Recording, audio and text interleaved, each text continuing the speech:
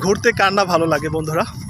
আমি আছি মানিকগঞ্জ জেলার এই শিবালয় উপজেলার এই নদীর ঘেঁষা যে জাফরগঞ্জ নামে একটি জায়গা, সে জায়গায় আমি আছি, বা এটা আমি পশ্চিম পাশে আছি, নদীর মানে চরের মধ্যে দাঁড়িয়ে আছি।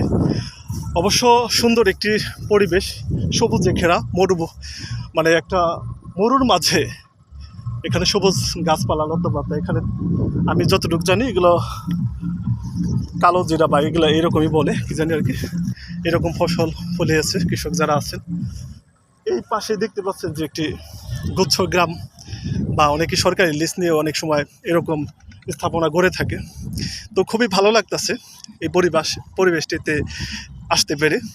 আপনারাও যারা আছেন তারাও এই সুন্দর সুন্দর জায়গাগুলো উপভোগ করবেন।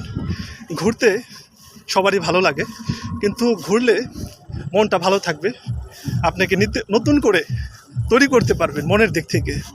তো যেখানে যে অবস্থায় আছেন, দেশ এবং কি দেশের বাইরে, অবশ্যই চেষ্টা করবেন জানি নিজেকে ভালো রাখা যায় এরকম একটা পরিবেশে যাবেন।